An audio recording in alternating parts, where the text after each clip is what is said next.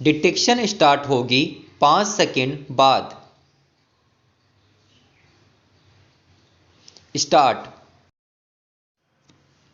भाइयों और बहनों, आज मुझे बड़ी प्रसन्नता है कि हमारे बड़े बड़े कृषि वैज्ञानिक और कृषि विशेषज्ञ अपने अनुसंधानों के सार राष्ट्रभाषा हिंदी में प्रस्तुत करने के लिए पूरे देश से यहाँ एकत्र हुए हैं।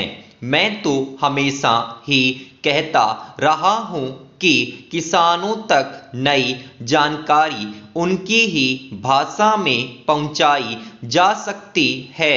आपने अच्छा किया कि श्री गणेश राष्ट्रभाषा हिंदी से किया। मैं तो चाहूँगा कि सभी भारतीय भाषाओं में राष्ट्रीय कृषि सम्मेलन आयोजित किए जाएं, ताकि सभी क्षेत्रों के किसानों को पता चले कि उनके लिए इस देश के कृषि वैज्ञानिक कितनी मेहनत से नई नई किस्में और तकनीकें निकाल रहे हैं। अब से 3 दिन बाद हम नए वर्ष में प्रवेश करेंगे।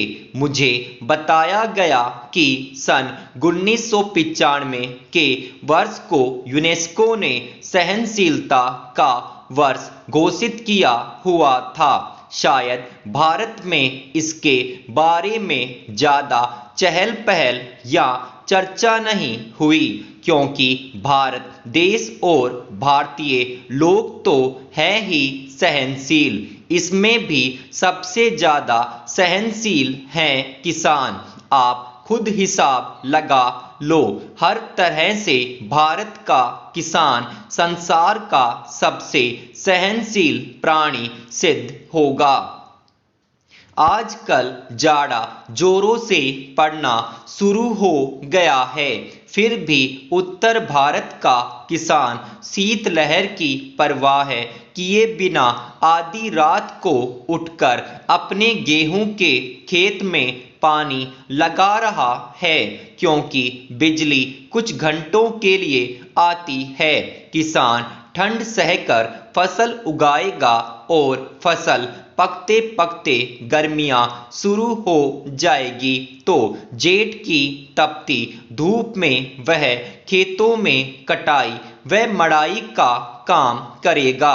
यह जाड़ा पाला सहना और कड़ी गर्मी में पसीने से लथपथ होकर काम करते रहना, इतनी सहनशीलता बस किसान के बूते की ही है। फिर हिंदी बोलने वाला तो और भी ज़्यादा सहनशील है, हर हाल में जी रहा है। गेहूं चावल विदेशों में किस भाव बिकता है और हम उसे क्या भाव देते हैं।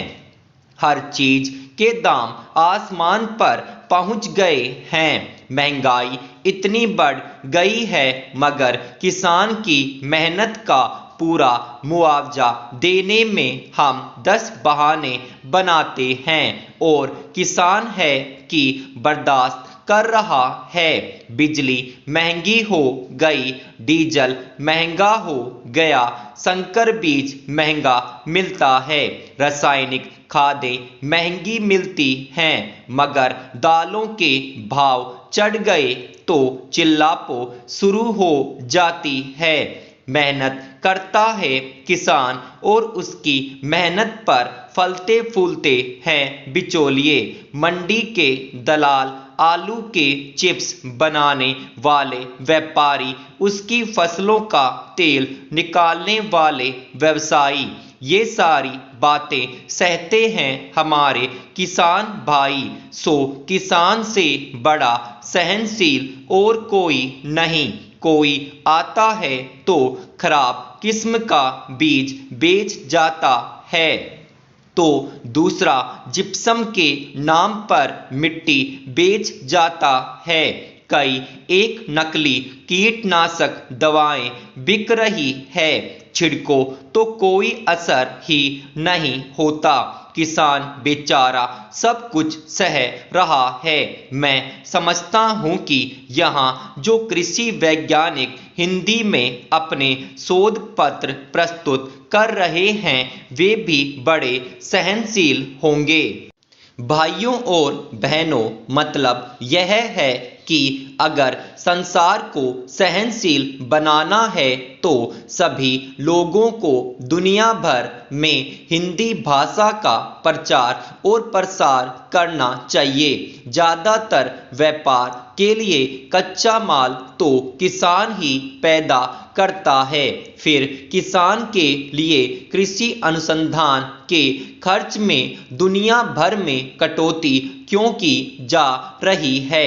कटौती करनी है तो बहुत से और क्षेत्र भी हैं। अमीर देश सन 1990 में खेती बाड़ी को आगे बढ़ाने के लिए जो सहायता दे रहे थे वह थी 12 अरब डॉलर और 10 साल बाद 2000 में 2 अरब डॉलर की कटौती कर दी और यह 10 अरब डॉलर रह गई। तो पूरी दुनिया को खेती बाड़ी से जोड़ने की जरूरत है, तभी ये दुनिया आपस में लड़ना मरना बंद करेगी। मेरा बस चले तो मैं हिमालय की सबसे ऊंची चोटी सगरमाथा, जिसे दुनिया एवरेस्ट कहती है, पर चढ़ूं और पूरे जोर से आवाज लगाऊं कि ए धरती के वासियों, बंदूकें छोड़ो और हल उठाओ।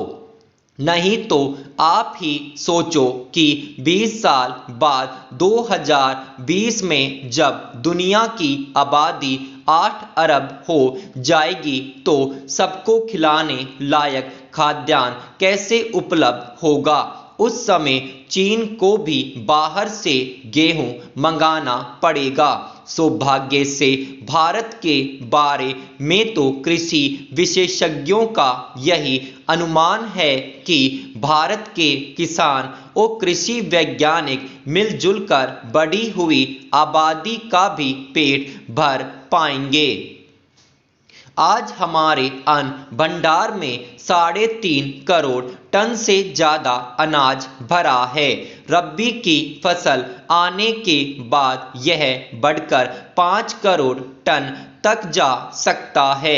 रखने की जगह नहीं है, इसलिए समाज कल्याण के कामों में लगाने और विविध रूपों में निर्यात करने के अवसर बढ़ रहे हैं। काम के बदले अनाज और बच्चों को पाठशालाओं में नाश्ता कराने व खाना खिलाने के कार्यक्रम पूरे देश में चलाए जा सकेंगे।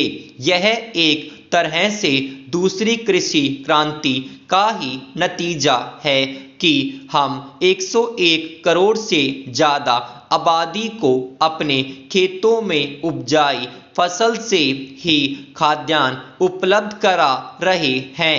खाने वाले तेल की कुछ वर्ष पहले कमी हुई थी। हमने पुरजोर कोशिश की। पिछले कुछ वर्षों में आयात को घटकर प्रति वर्ष 300 करोड़ रुपए का हो गया। वहीं तिलहनी फसलों और उनसे उत्पन्न पदार्थों का निर्यात 8 गुना बढ़कर 2,500 करोड़ रुपए से भी ऊपर हो गया। यह सब फल है किसानों, वैज्ञानिकों एवं प्रसार कार्यकर्ताओं के अथक प्रयास का। इस प्रगति में आज कृषि वैज्ञानिकों का योगदान किसी से छुपा नहीं है। इसे सारी दुनिया मानती है। जहाँ भी भूख है वहाँ लोग भारत की मिसाल देते हैं कि देखो इस महान देश ने भूख की चुनौती का किस तरह डटकर सामना किया। आज जब निर्यात के अवसर खुले हैं, विश्व का परिवेश बदल रहा है। सारी दुनिया के बाजार खुल गए हैं। सौभाग्य से दुनिया में शाकाहार भी बढ़ रहा है। इस समय हमारे विविध व्यंजनों को विश्व बाजार में प्रचलित करने के बड़े मौके हैं।